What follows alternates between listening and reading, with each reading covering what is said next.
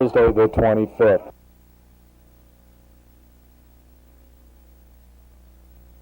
The Indianapolis Star 1953 asks its readers, you want a preview of Indianapolis of 1978?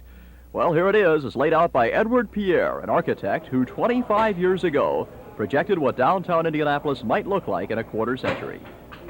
Well, the future is here, and as you'll see, downtown Indianapolis isn't quite what Mr. Pierre had in mind. Let's take this paper along and see how his plan worked out.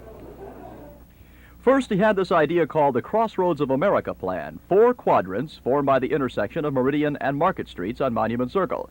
At each of the radial streets, Kentucky, Virginia, Massachusetts, and Indiana avenues, there would be gigantic parking centers, subways for express buses, and helicopter ports that would whisk commuters home to the suburbs. And each quadrant would serve a purpose. Indiana Avenue, for example, would be the recreation and amusement quarter of the city. Kentucky Avenue here would be the business and hotel nerve cell of the city. Virginia Avenue would be the city's banking and real estate center, our own Wall Street. And Massachusetts Avenue would house a complete health division. But this would be the transportation hub of it all, Union Station. Here there would be a large helicopter port shuttling passengers to and from the airport and connecting with other helicopter ports throughout the state. Obviously, Mr. Pierre's obsession was helicopters.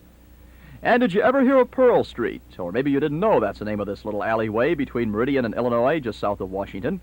Mr. Pierre had great plans for this. It would become Peacock Alley in his plan, a block-long promenade for open-air fashion shows and small cafes. But essentially, his plan called for little change in downtown buildings themselves. And as for the Lincoln Hotel, a city landmark in 1953, Mr. Pierre promised that it would remain untouched.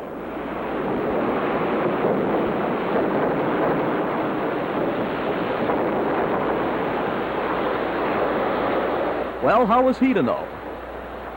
This is Mike Ahern at Large for Channel 8 News.